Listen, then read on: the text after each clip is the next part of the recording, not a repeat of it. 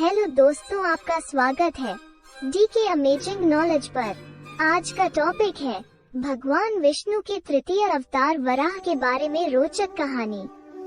अगर यह कहानी आपको पसंद आए तो हमारे चैनल को सब्सक्राइब करें और वीडियो को लाइक करें। तो शुरू करते हैं। बहुत समय पहले सृष्टि के आरंभ में भगवान ब्रह्मा जी ने 4 बालकों की रचना की और उन्हें अनंत काल तक मानस ऋषि के रूप में रहने का वरदान दिया। इन चारों ऋषिगण के नाम सनक, सनदन, सनातन और संत कुमार थे। इन 4 ऋषियों के पास अद्वितीय शक्तियां थी। एक बार इन सभी ने भगवान विष्णु के दर्शन करने का निर्णय लिया। अपने पिता भगवान ब्रह्मा से अनुमति और आशीर्वाद लेने के बाद यह चारों ऋषि भगवान विष्णु के निवास स्थान वैकुंठ लोक के लिए चल पड़े। वैकुंठ लोक के 7 द्वार हैं। इन 4 ऋषियों ने 6 द्वारों को पार कर लिया, लेकिन 7वें द्वार पर जय और विजय नाम के द्वारपालों ने चारों सनत कुमारों को रोक दिया। लेकिन सनत कुमारों ने द्वारपालों की बात का सनत ने बुरा नहीं माना, क्योंकि ये भगवान विष्णु जी के द्वारपाल थे और बिना पूरी जांच पड़ताल के कैसे अंदर जाने देते। लेकिन उन द्वारपालों ने चारों सनत कुमारों का मजाक बनाया और उनकी वेशभूषा पर हंसने लगे। अपनी वेशभूषा पर उन द्वारपालों के हंसने का भी सनत कुमारों ने बुरा नहीं माना, क्योंकि वैकुंठ जैसे वैभवशाली परिवेश में ऐसे साधुओं का क्या काम। द्वारपालों का प्रश्नों का उत्तर देते हुए सनत कुमारों ने कहा, हम सनत कुमार भगवान विष्णु के दर्शन करना चाहते हैं। हम सदा इसी रूप में रहते हैं, इसलिए हमें अंदर जाने दो। मगर जय विजय नामक द्वारपालों ने सनत संकादी को अंदर नहीं जाने दिया।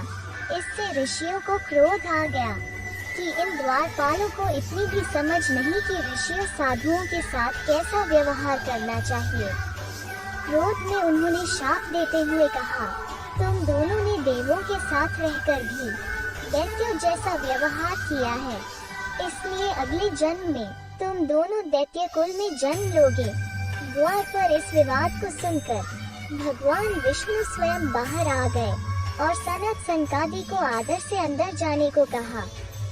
उधर जय विजय को दुखी देख भगवान विष्णु ने कारण पूछा, तो उन्होंने अपने शाप की बात बताई। भगवान विष्णु ने कहा, उद्दंडता का फल तो तुम्हें भोगना ही पड़ेगा। असुर कुल में तुम्हारा अगला जन्म अवश्य होगा। इतनी चिंता मत करो, तुम मेरे पार्षद हो, इसलिए इसका पुण्य भी मिलेगा। मेरे द्वारा ही तुम्हें दैत्य योनि से मुक्ति मिलेगी।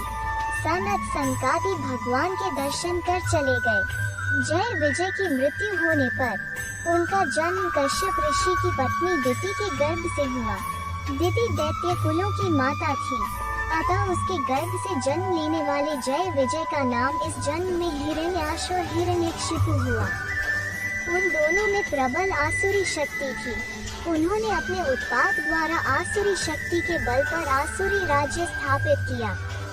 उन्होंने देवलोक पर भी आक्रमण कर देवताओं को भी त्रस्त कर रखा था।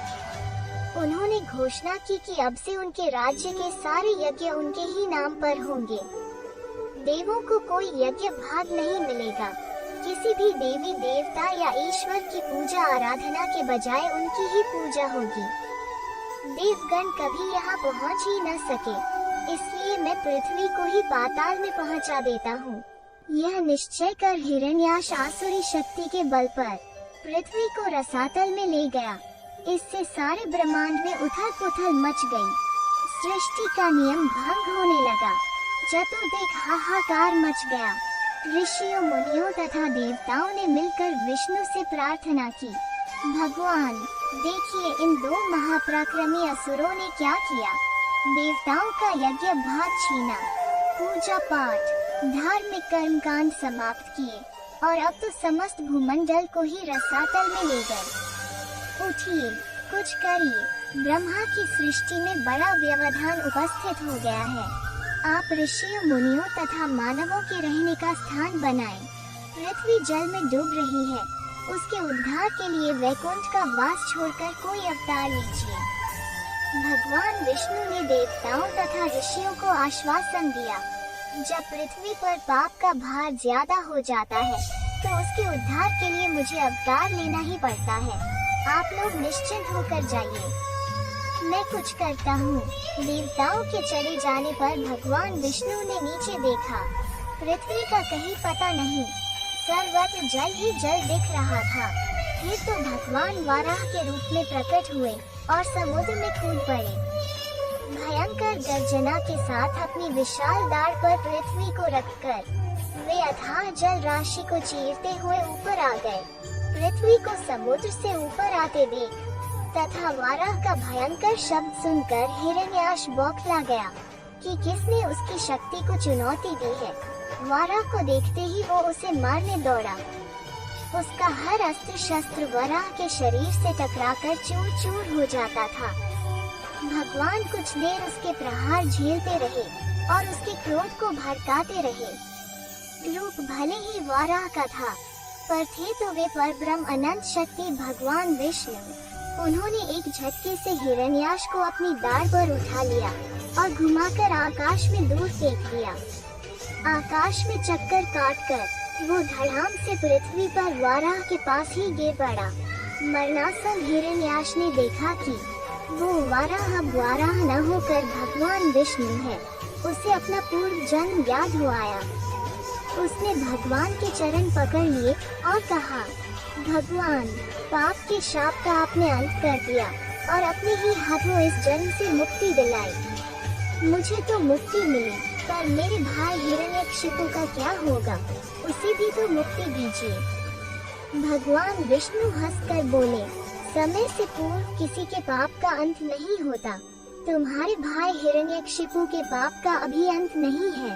तुम्हारे अंत के लिए पृथ्वी कारण बनी, उसके अंत के लिए मुझे एक और अवतार लेना पड़ेगा। तुम्हारे लिए वाराह बनना पड़ा, उसके लिए नरसिंह रूप में अवतार लेकर उसका उद्धार करना पड़ेगा। भगवान विष्णु के ये शब्द सुनकर हिरण्याक्ष ने बड़ी शांति से अपने प्राण त्याग दिए। ऐसी और कहानियों के लिए हमारे चैनल पर बने रहें और वीडियो को पूरा देखने के लिए धन्यवाद।